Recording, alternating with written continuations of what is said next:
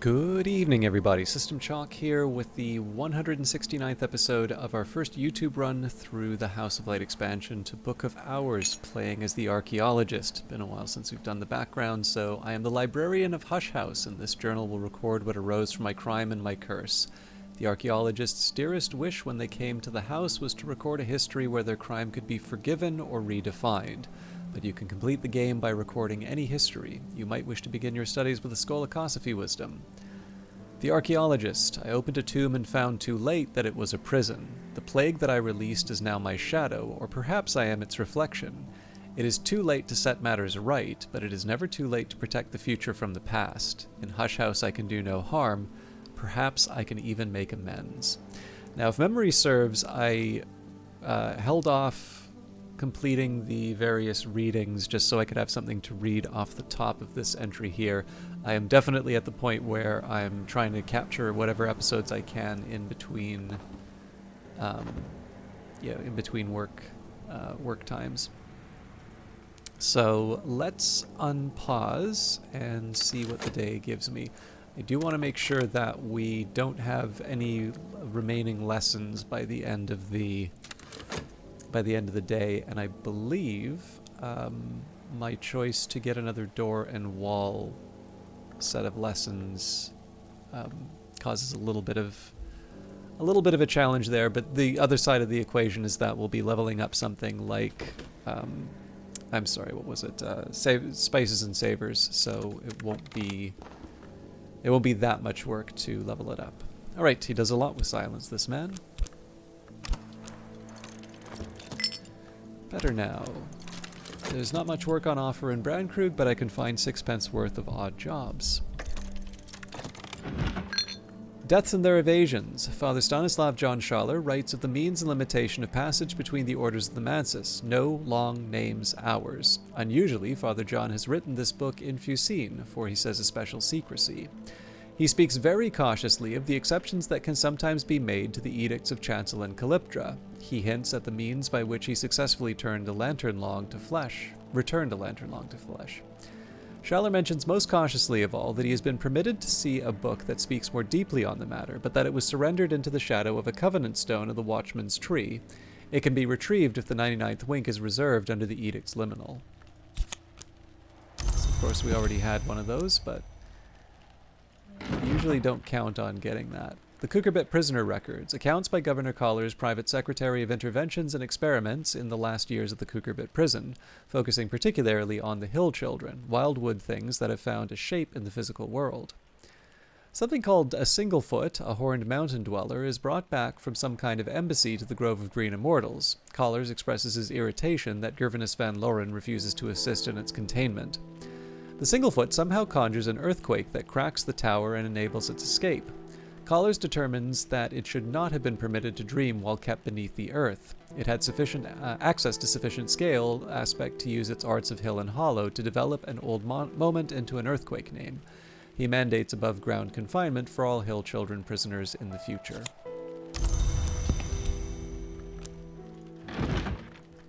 Seven Shards. The Lionsmith, one of the two great hours of struggle, broke his sword into 7 shards. Natalia Brulot, 5th librarian of Hush House, describes the nature of each of those shards, allegorically and otherwise. The 3rd shard has been identified as the Cry of Pain. The Lionsmith is a stoic hour, but we must assume that in the sundering moment even he might have been unable to restrain his distress. Now the sound of tin under pressure we call the Tin Cry, a reason perhaps for further identification of the 3rd shard as the Shard Royal. The 7th shard we call informally the Invincible Audacity, which is struck from the winning move as the winning move is struck from a memory, with the application of sufficient edge. Just Verse, a rare surviving copy of Christopher Allopoly's notoriously unsuccessful volume of experimental poetry published in 1912. Allopoly is clearly more interested in the occult than the aesthetic aspects of the work. By most measures, the rhymes are contrived, the meter inconsistent, the imagery banal. Still, even the worst verses have a compelling quality. I find myself drumming my fingers on the desk to accompany their rhythms. In an afterword, Alopoli discusses mnemonic halametabali, by which he seems to mean a sort of crafting process where memories, when fed into a preliminal meter technique in the presence of enough knock or rose, can blossom and fissure into more potent versions of themselves. A True History of Valentine de Wolfe, written in the third person by Valentine de Wolfe, rarely coherent, though it includes some useful footnotes on falconry and on exotic veterinary medicine. Valentine is obsessed with the meaning of the de Wolfe coat of arms. On a field, or a chevron and arched gulls between two corby heads, erase sable in chief and wolf segant sable in base. Long have the two birds pursued my blood, yet one is no crow, yet it is darker. Long has the wolf rolled itself in gold like a clovered cow, until its slobberings stain our thoughts.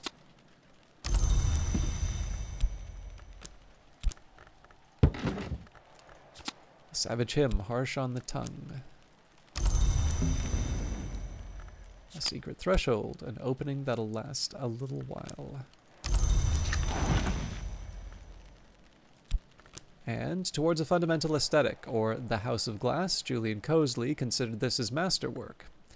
Techniques for perception and analysis which permit invidious and apocalyptic conclusions. Probably the most assiduously suppressed book in history, the entire run was destroyed. Even the presses were melted and dispersed, but the manuscript edition has survived. The perfect hegemony of the hours is perhaps eternal, but Cosley proposes and describes confinement inescapable, aesthetic and optical techniques which might contain even an hour, profoundly disrupting the order of the mantis. He presents this as his own work, but there are hints here and there that he received inspiration or even assistance from the nowhere hour named Snow.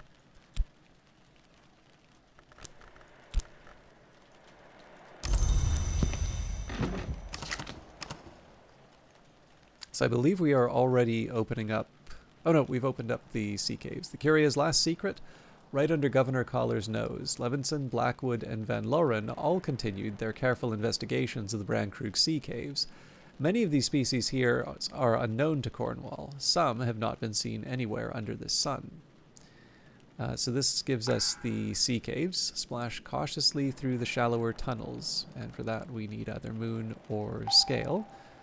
And then there is the menacing phosphorescence. The pumps have drained enough water to splash through, but everything is spatched and splotted with sickly, alien, wondrous, mesmeric light. When I retreat, I find the same glow on my boots. Whatever I do, I should not do it hastily. Okay.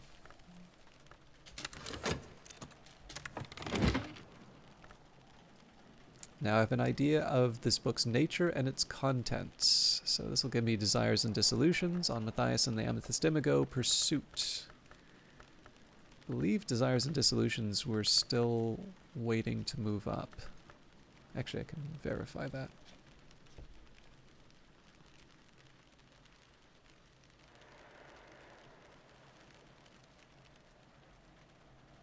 Looks like it. I don't think this will be enough to push me over the edge, but...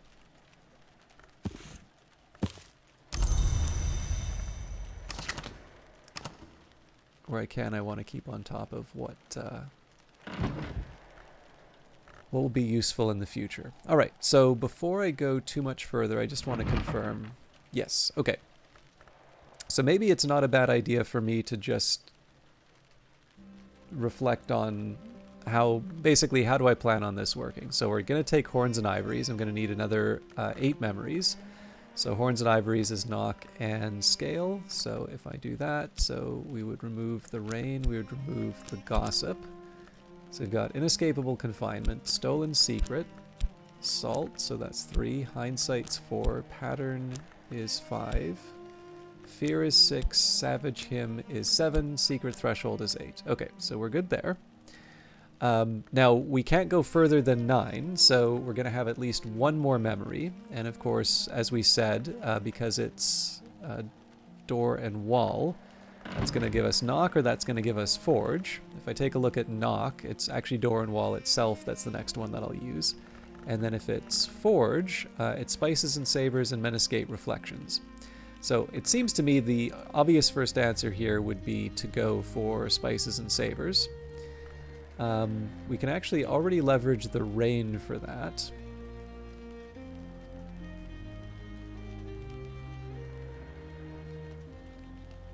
Just trying to think if there's a clever way that I can handle the forge side of the ledger.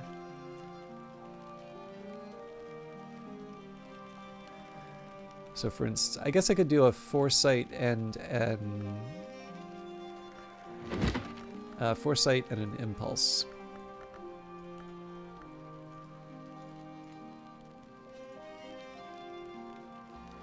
I think I'm onto the iron book.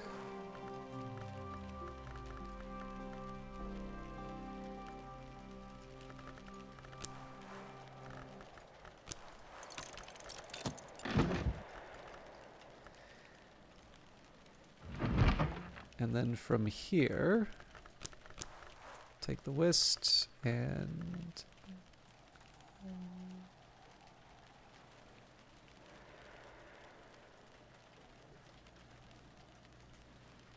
I'm trying to remember which of these I was working on. Let's do Thursley's, Ivory's, and Lovely's.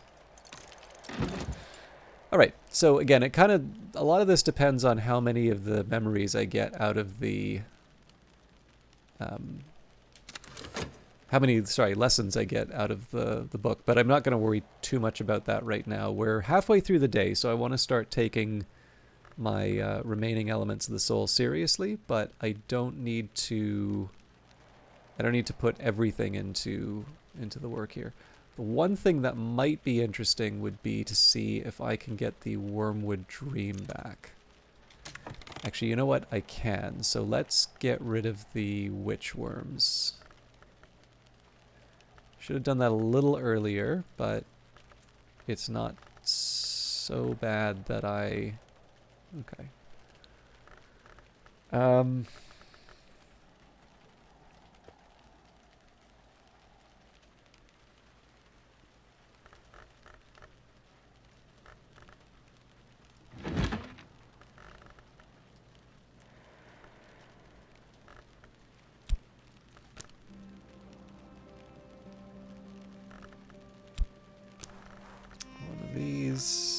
Wormwood Dream.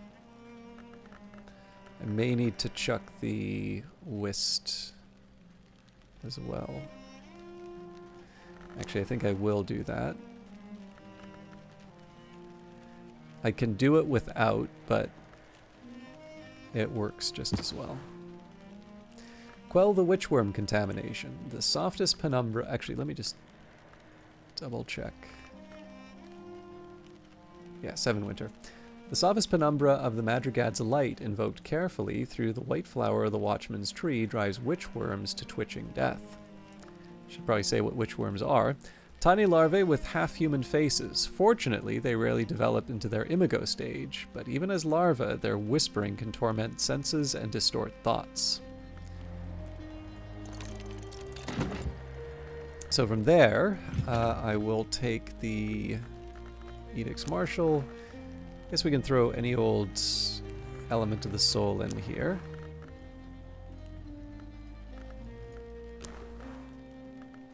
I don't necessarily have to make it the... Yeah, gossip works too.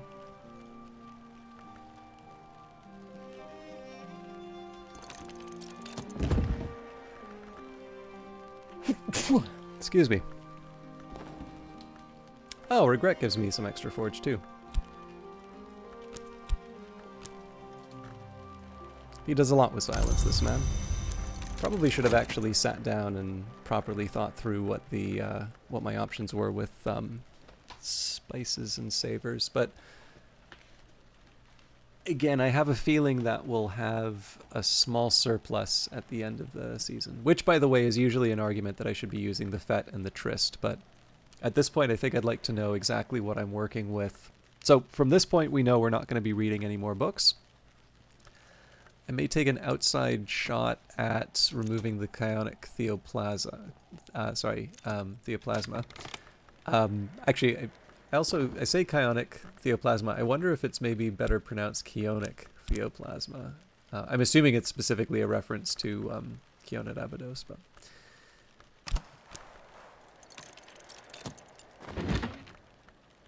Okay, a manual for departure. The author, who identifies itself as the Jekadu, claims to be one of the great hooded princes of the land of the river. The style is informal, even chatty. No, these doors shouldn't be recorded, but if we had only recorded things before we'd had to leave the fifth history, we would be in a much better state. So here I am writing it down, and if you don't like it, you can sanction me. The Manual for Departure lists a number of strategies, occult, martial, and political, for quick escapes. Many are irrelevant, obsolete, or enigmatic, but the manual does include a number of powerful techniques for opening portals. So another secret threshold. Definitely wasn't expecting that, so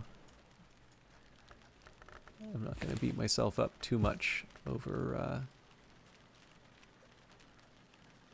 over the duplicate. And 2 door and wall lessons, so we have got a very easy day ahead of us. So with that in mind, I'm actually going to start thinking about how I'm going to use the rest of this surplus. So for starters, we've got horns and ivories. I will use the shaft. 1, 2, 3, 4, 5, 6, 7, 8. Add door and wall. There's always more to learn. Improve the skill to level 9.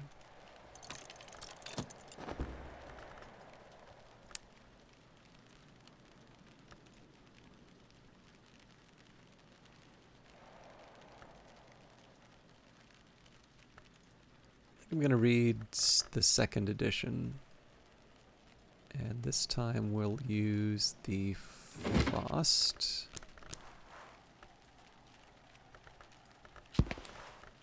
This is more because I can rather than I have any particular need for it.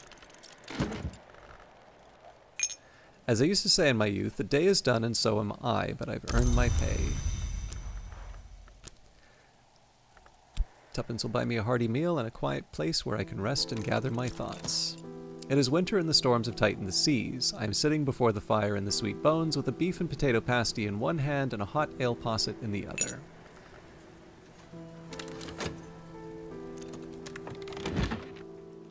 Okay. The Iron Book, a manual of the Order Limea, an order of quasi-immortals who maintained a secret enclave at the source of the river Limea in the Roman province of Hispania Gallicaea. This manual is compiled by one Milari Yivni, who claims to have traveled to join the Ordo from the crossroads of the waters. Members of the Ordo took an oath, the Iron Chain, that required them to remain hidden from the world. This manual includes presumably long obsolete addresses and passphrases that could have been used to find the Ordo's contact in the town of Iria. The final part of the manual describes punishments for Ordo members who break their oath of secrecy. This includes an invocation used to summon the spirit called King Crucible as an agent of vengeance. Yivni cautions that this must be a last resort when an oathbreaker would otherwise go unpunished. Summoning King Crucible might draw the personal attention of the Forge of Days. A marginal note suggests, in any case, that King Crucible, in a most transcendent sulk of sulks, no longer leaves the mansis. Foresight, the regret, and the rain. So this is actually sufficient to level up spices and savors already. Thursley's Ivories and Lovelies. Fiona Ayrshire recounts her visits in dreams to the Red Church in the Mansis and her conversations with the names of the Red Grail. An hour, Ayrshire explains, may usually only have 7 names, but since the Thursley's Ivories and Lovelies, who usually comprise the Red Grail's names, are constantly attempting to devour one another and the names of other hours, that number fluctuates. Lovelies, the freshest of the Grail's names, usually adopt the characteristics of whatever they devour, be it an ivory, a Thursley, or occasionally an entirely different kind of name. A practical application of this principle is described. The arts of resurgences and emergences, and the presence of sufficiently potent Grail aspect can be used to feed a pale mommet to its successor doll, creating something notably more avid.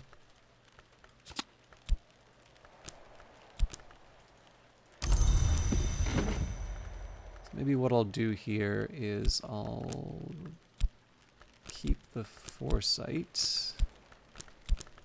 And then this trio is going to be what I use to level up.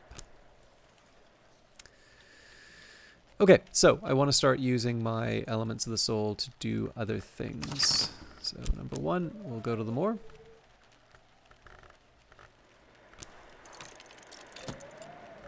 Crowcross Sands.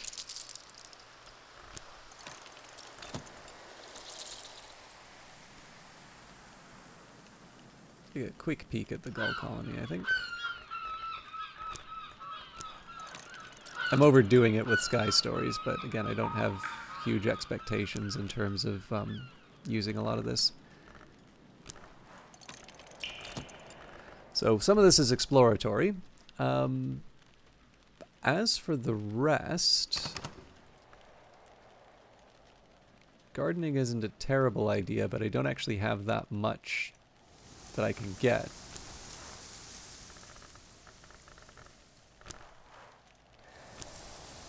So the question is, do I really need any more blue crown? I might as well, because there's just not that much else for me to claim. This is a little wasteful, but I'll drop some of the water as well. Lower the bucket, creaking into the dark. So while I am trying to make something of the day, let's also use the tea. Bring water to the boil, permit the potential here to express itself.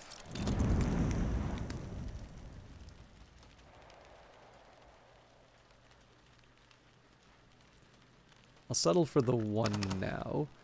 I suppose the other question would be, how do I want to... I mean, at some point I'm going to want to host another salon, so who do I invite, and what am I trying to accomplish with that? These are all things I should probably answer with my remaining elements of the soul. Well, I can do one sort of cheater option, and that would be to combine...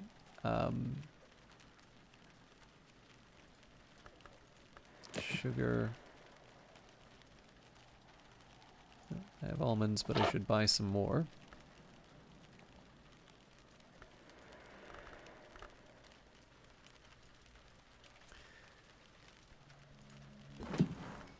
So I'm not guaranteed to need the orange jumble, but I wind up making the orange jumble enough that it probably doesn't hurt to have one of those as a spare hanging around. The Fet, the Tryst... Actually, I think I've more or less set myself to a point where I'm not going to be able... Well, might be able to get these in the next day. So Metal's the only sort of free one that... Oh, sorry, Shapt is the only free one that doesn't have a use. Quell the witchworm contamination. Horrible little things. I can be glad that their screams are almost inaudible. The witchworm infestation has been removed. I guess the other thing I should be making would be maybe some replacement amethyst ampules. Alright, Disciplines of the Scar, I think we've already determined is...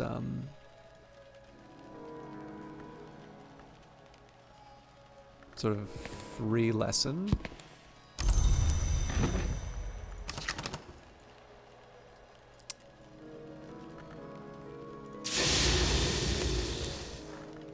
So with a Shapt, we will make an amethyst ampule.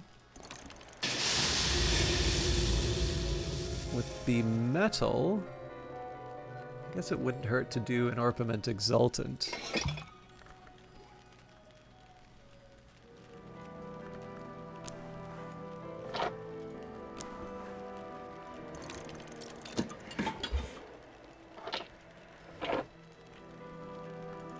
So that saves me, that leaves me the Fet and the Tryst for future exploration.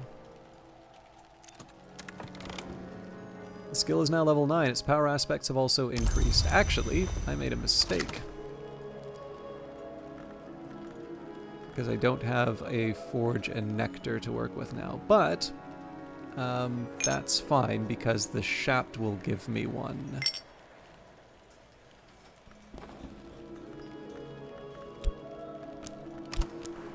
So my plans for the Sweet Bones are cut short, but I should be otherwise able to handle it. Steam and scent both rise. It's ready.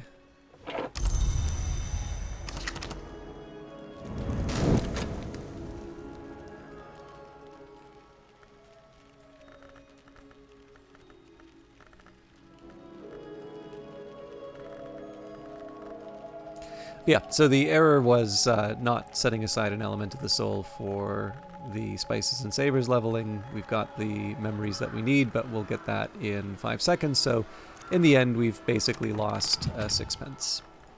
Let's hope it's equally possible to forget this again.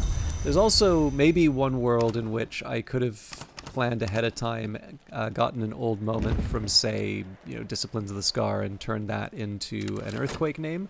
If I'm expecting Numa, which, again, the way that I'm behaving in this suggests that I am,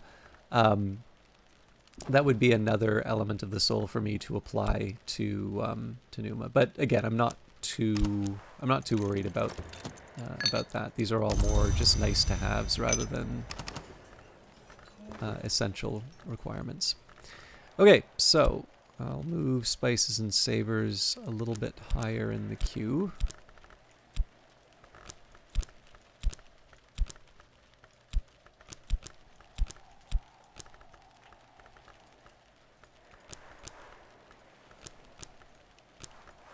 Another fruit plucked from knowledge's tree.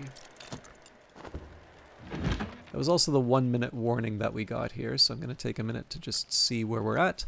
Towards a Fundamental Aesthetic, 2nd edition, or The Refinements of Light, Julian Cosley had never wanted or expected to write a 2nd edition of his masterwork.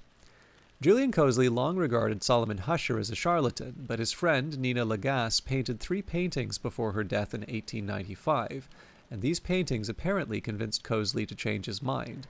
With considerable irritation, he revised his magnum opus. The perfect hegemony of the hours is perhaps eternal. Cosley had always championed history rather than eternity, the exceptions, limitations, contradictions of freedom. But Husher's and Lagasse's work convinced him to believe in the paradox of the eternal ending, a means in which perfection might be reconciled with freedom. He's not happy about it. This is perhaps the angriest book ever written in support of a peaceful philosophy of acceptance. But Cosley always was scrupulous about his conclusions. So, eternity and history cannot be reconciled. Freedom cannot be perfection, not unless we understand the paradox of the eternal ending, and only in certain histories is that paradox possible.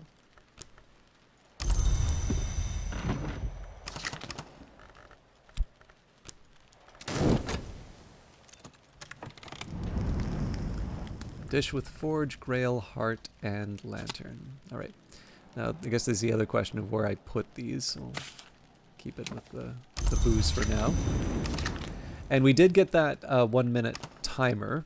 So, looking at the 30 seconds, that's really, really close to a scary point.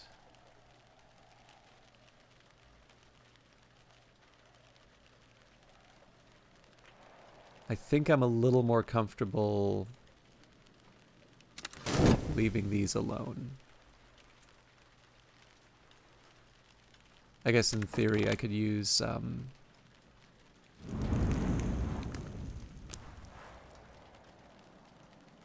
what do I even want to make?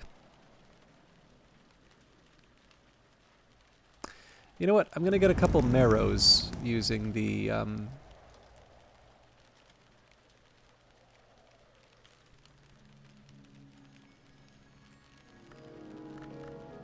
I don't think I have any other packages to open. So I'm going to open the vegetables.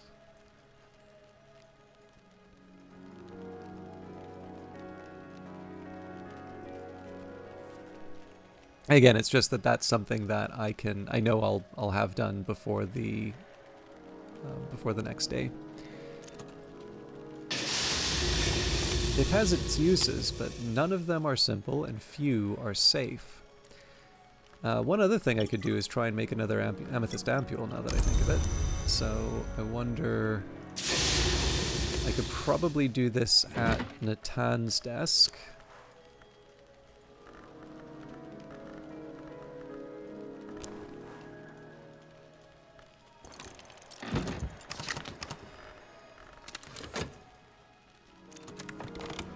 The skill is now level 4, its power aspects have also increased.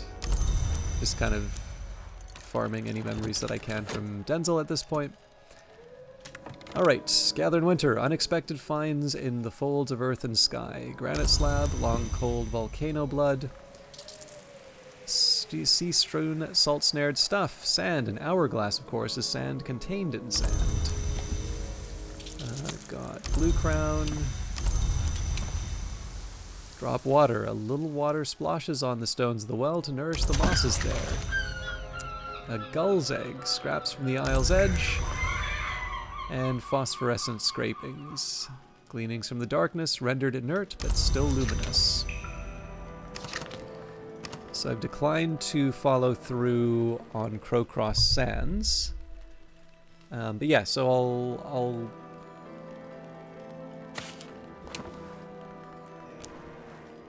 identify as a marrow. This is a marrow, promising. In hopes that I'll get something interesting to make for the salon. Or maybe I'll get like a golden marrow, and then this is an acrid marrow. In Brandkrug, they take their marrows seriously. This is a marrow not conducive to harmony.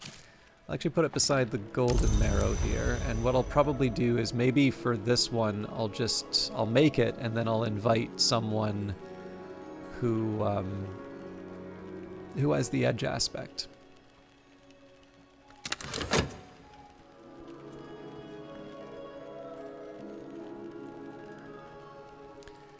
And I know of a little more, we're a little over time, but I do want to finish out the day.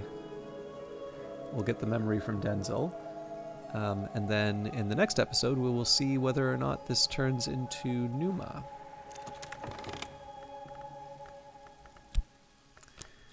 Okay, so my choices here are Solace or Foresight. Now, when I think of it, I actually think I'll get a little bit more out of Solace.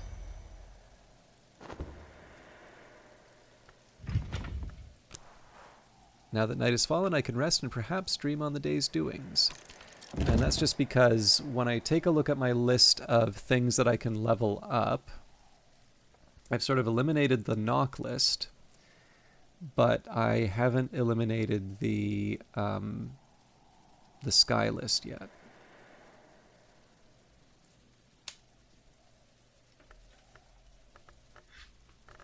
And again, at some point I really do want to just clear out traveling at night because I know we're not going to get anything out of the Knocker Forge. But today's not the day for that.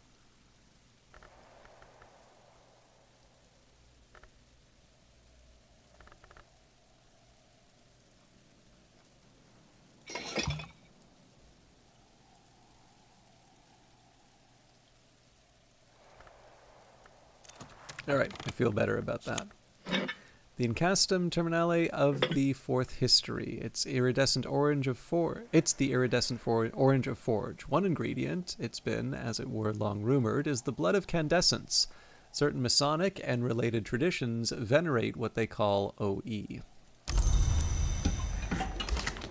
Okay, so in the morning, we will see, well, not first thing in the morning, but basically a little while after the day has turned over, we'll get to see whether or not it's Numa. If it's Numa, we will finish Spencer's story in House of Light. And if it's not Numa, we'll just get the salon ready to go. We'll pick some names to join us, and we'll treat it like any other day. But we'll find that out in the next episode. Thank you very much for watching, and we'll see you in the next one. Take care.